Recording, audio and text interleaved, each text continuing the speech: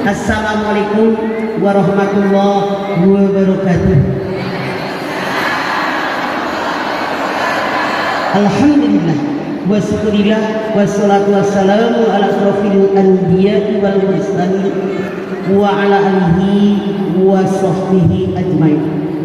Yang saya hormati Ustazah Ummul Barki SAG, yang saya hormati Bapak Cut Ali, wakil dari wali kota, yang saya hormati Bapak Kiai Sufi LC udah pulang udah pergi ke tempat yang lain, yang saya hormati Bapak Dr. Zulkifli Said, yang saya hormati ini dia yang punya Kementerian Agama, Bapak Dr. Haji Muhammad Komarudin, yang saya hormati Bapak Ustaz Dr. Adnan Mustafa Kamal, yang saya hormati Ustaz Kiai Dr.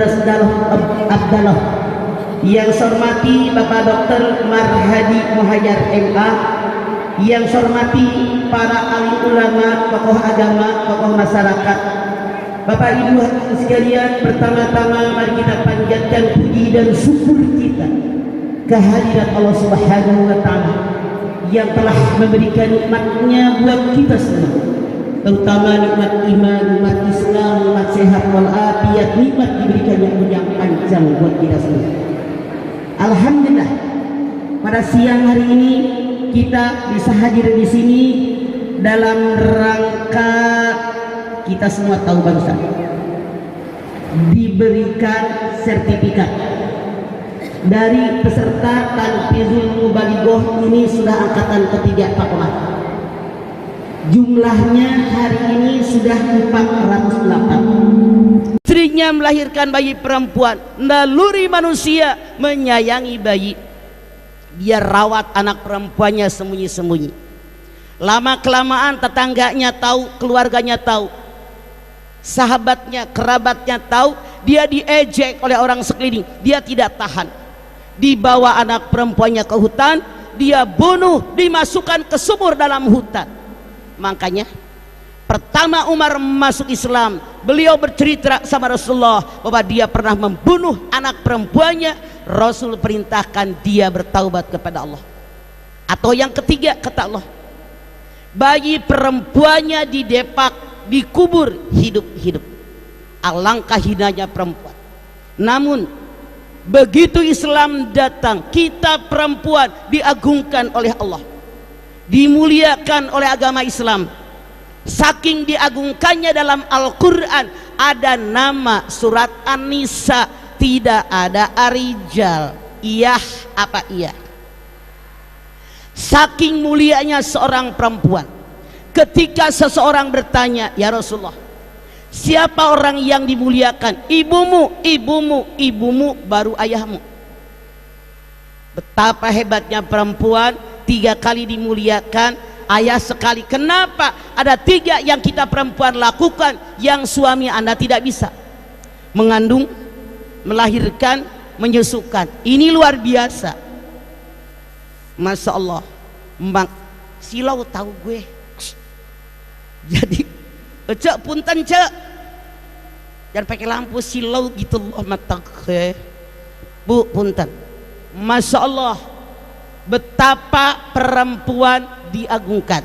Contoh kecil, ibu-ibu muda nih, anaknya pulang sekolah, wasainal insana biwajhi hamalatum wahnan ala wahni dam wahnan ala wahni, lemah di atas segala kelemahan. Bapak-bapak mah nggak nyobain, lagi ngidam, bau uduk, bau bawang goreng, bau bensin muntah.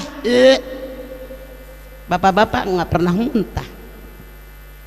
Makanya ibu yang dimuliakan. Selesai penderitaan ibu, belum melahirkan setengah mati, ada yang mati beneran, dijahit, diobras, dineci, sok. Bapak-bapak nggak pernah dijahit. Selesai penderitaan ibu, belum, anaknya nangis, buh, nih yang lagi perawan diumpetin, begitu punya bayi burihal dikeluarkan, sok. Masya Allah, luar biasa. Kita yang namanya ibu-ibu, betapa dekatnya dengan anak kita. Kalau anak-anak kita sakit, ya Allah, kenapa dia yang panas bukan saya? Didoain biar panjang umur, biar doa yang baik-baik. Saking kita sayang dengan anak. Bahkan ibu pergi ngaji, begitu dibuka di kardus kue yang anak anda doyan, saya jamin anda tidak tega memakannya, masukin tas buat anak. Betul apa betul? Bapak-bapak belum tentu. Sorry ya, saya emang gak pernah nyindir, emang luar yang ngasuh, yang membesarkan, makanya disebutnya madrasatul ula. Kalau ibunya baik, anaknya baik. Ibunya buruk, bagaimana anaknya akan baik walaupun tidak 100%. Contoh Nabi Nuh, ibunya tidak baik, Kanan anaknya melawan sama ayahnya, tidak baik. Padahal Nuh seorang nabi. Sebagai perempuan jangan menghina diri. Perempuan bukan makhluk yang nomor 2, disejajarkan oleh Allah. Walahunna mislul ladzi alaihinna bil ma'ruf walirrijali alaihinna darajah. Al-Baqarah 228. Perempuan punya hak yang sama dengan kewajibannya di dalam cara yang ma'ruf, tapi laki-laki 1 derajat di atas perempuan. Kita luar biasa. Apa yang nggak bisa kita lakukan? Bisa. Kita lihat survei membuktikan, saking kuatnya kita perempuan. Kalau seorang suami istrinya meninggal dunia, begitu istrinya dikubur, nangisnya sebelah mata, yang sebelah nyari janda bohai. Iya, punya perasaan. Istri juga punya hati. Tuh dengerin, jangan belagu jadi laki. Masya Allah. Bu, saya bersyukur ibu kursus di sini, Tanfidul Mubalighah. Bu, diajarkan bagaimana sebagai seorang muslimah yang baik. Tadi dibacakan di antaranya yang dibaca oleh qari'ah kita. Mereka girang lihat yang bohai. Quran 36, 38, 40, apalagi 42 molotot. Makanya Allah bilang, tuh para ustazah, ajarkan ke jamaah anda pakaian tuh yang rapi. Anda lihat lagi dalam Al-Ahzab 33. Waqarna fi buyutikunna wala tabarrujna tabarrujal jahiliyatal ula. Para istri, kalian diem di rumah. Kalau keluar rumah jangan tabaruz. Ibu tabaruz itu jangan berlebihan. Hei para wanita, khususnya para ustazah, kita boleh dandan, boleh, tapi jangan berlebihan. Sok, biar nggak pipi terlalu mengkilat, bedak wes sedikit. Ini mah mau ngajar di majlis taklim, halis segede jempol, kayak setang King. Lebay banget loh. Kayaknya cantik, serem gue ngelihatnya. Bibir merah kayak habis makan orok. Biasa aja kale, jangan berlebihan. Oke? Anda lihat Al-A'raf 31. Ya bani Adam, hudu zinatakum inda kulli masjid wa qul wasrabu wa la tusrifu innahu la yuhibbul musrifin. Hei anak turunan Adam, pakailah pakaian yang terbaik kalau ngaji, kalau sholat, yasinan, zikiran, istighosahan, makan minum jangan berlebihan. Allah tidak suka dengan berlebihan. Makanya Rasul mengatakan khairul umur awsatuha, sebaik-baik urusan yang sedang saja. Dalam Anda masuk di kursusnya Ummul Barki, selalu modal kita kembali kepada Quran dan Sunnah Rasul. Jangan pakai ilmu katanya. Islam tidak ada katanya.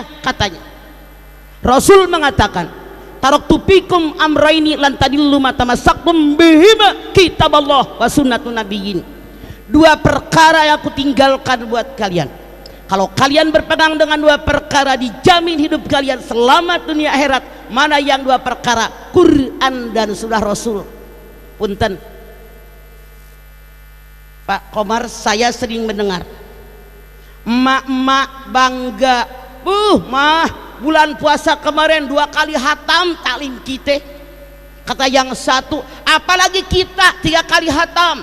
Pengumuman dengerin nih, emak ngomong, Quran bukan hanya balapan, walaupun bacanya dapat pahala, tapi Quran wajib ditadaburkan. Anda silahkan lihat Al-Baqarah 185. Syahrul Ramadan alladzi unzila fihil Qur'an hudal linnas wa bayyinatin minal huda wal furqan. Pada bulan Ramadan aku turunkan buat kalian Al-Quran, petunjuk buat manusia, penjelasan petunjuk dan pembeda yang bedakan mana yang boleh, mana yang tidak, mana yang halal, mana yang haram, semua di Quran. Sekali lagi pengumuman, jangan anak bangga hatam 5 kali, hatam 6 kali, nggak ngerti isinya, bagaimana hidup kita mau benar. Saran saya, lebih baik 1 hari 1 atau 2 ayat ditadaburkan, baca ayatnya, terjemahnya apa, maksudnya apa, tujuannya apa, isinya diamalkan, itu yang paling benar. Hei para ustazah, kita apa yang kita omongin jangan ngomong dulu sama orang kalau kita belum melaksanakannya. Rasul mengatakan ibda binafsi, dimulai dengan diri kita. Punten, yang namanya kita berdakwah, mulut omongan kita dengan kata-kata ribuan kali belum tentu mempan dibandingkan dengan perbuatan kita. Ini orang kita ceramah bolak-balik ngomong nasehatin, tapi kelakuan kita nggak bener, belum tentu orang ikut. Berbeda. Kita lakukan dulu. Ini yang kita lakukan, semua yang diinginkan dilakukan oleh kita, walaupun mulut tidak ngomong, saya jamin jamaah kita pasti ngikut. Betul nggak? Makanya jangan omdo, percuma ngomong doang, kelakuan kita nggak robah. Yuk jadi guru ngaji, berikan contoh yang terbaik buat murid kita. Biasakan pantang terlambat. Anda tahu sendiri kapan terlambat, gak ada kata terlambat. Saya mendingan naik ojek daripada gue terlambat. Tidak ada kata terlambat. 1 jam 2 jam lebih awal lebih baik. Sekali lagi, jangan Anda ngasih contoh terlambat jelek. Semua yang kita kerjakan dipertanggungjawabkan di hadapan mereka. Yang saya omongin ini loh dalilnya, surat anu ayat sekian, surat anu ayat sekian, biar jamaah pun bisa cek bener apa salah yang kita sampaikan. Jadi kita wajib tanggung jawab yang menyampaikan, tanggung jawab kepada jamaah dan segalanya. Ini dunia, tidak semua yang kita inginkan dikabul oleh Allah Subhanahu wa Ta'ala. Kita punya rencana, Allah punya rencana, yang terjadi pasti rencananya Allah. Kita minta yang terbaik. Masya Allah, luar biasa. Jangan lupa, setan menggoda setiap saat dan kesempatan dari semua arah. Jangan Anda merasa sudah kursus sama Yuzwa, fadkuru ni'matallahi alaikum minal kitabi wal hikmah ya'idukum bih. Ada nggak yang ngajinya ngebut kayak begitu? Itu digampangin. Mamah ngaji ye, sampai ngaji di pengajian ngerumpi ngomongin orang. Bilang sama anak-anak, mamah ngaji ya, Yasin ngebut. Salah, itu setan. Allah yang berfirman, waratilil Qur'ana tartila, baca Quran wajib tartil, mahrojnya bener, tajwidnya bener. Kayak sholat, buru-buru kan tumaninah itu rukun sholat. Bagaimana sah sholat kalau tumaninah tidak ada? Nah, Allah yang berfirman, kalau orang ibadah itu buru-buru, godaan setan yang sebelah kanan mempan ama anda. Rasul mengatakan, al ajalah minas syaiton wa ta'ani minallahi ta'ala. Terburu-buru dalam ibadah pekerjaan setan, kehati-hatian dalam ibadah itulah perintah Allah. Saya tanya anda, pengen ngikut perintah setan, pengen ngikut perintah Allah? Makanya yuk robah. Seandainya selama ini kalau yasinan ngebut, yuk robah. Cuman dasar manusia. Saya suatu ketika datang awal, udah ngumpulin jamaah. Saya kan orangnya tepat waktu, sejam sebelum waktunya udah datang. Jamaahnya belum datang, udah deh saya bilang, ayo kita Ar-Rahman Yasin ngaji. Ustazahnya mimpin Yasin ngebut. Saya colek, ibu punten, ibu nggak boleh ngebut, harus tartir. Dari dulu saya ngajar ngaji galakan dia tahu. Udah diem, kewajiban kita mah negor. Kita kalau dikritik orang demi kebaikan jangan marah, bersyukur, biar kita perbaiki diri. Kalau dalam kita bergaul lihat orang lain yang salah, saya jamin sampai mati tidak ada perubahan. Kalau kita melihat orang lain salah, kewajiban kita tegur. Kalau kita melihat orang lain melakukan sesuatu tidak baik, jangan kita melakukan itu. Hati-hati. Saya yang namanya ustazah, yuk berikan contoh yang terbaik buat jamaah kita. Termasuk yasinan tadi, jangan agama dipermainkan. Kemudian yang nomor 4, setan menggoda manusia dari arah sebelah kiri. Dengan cara bagaimana? Dengan cara perbuatan dosa dan maksiat dianggap perbuatan baik. Anda silahkan lihat surat Fatir ayat 8. Apa mana zuyyina lahu su'u amalihi wa ra'ahu hasanah? Apakah pantas orang yang melakukan dosa, perbuatan buruk dia merasa benar? Pantas enggak? Contoh, jangan marah ya. Saya sekali lagi sebagai orang tua punya kewajiban menasehati anak saya. Contoh, maaf, dengerin baik-baik.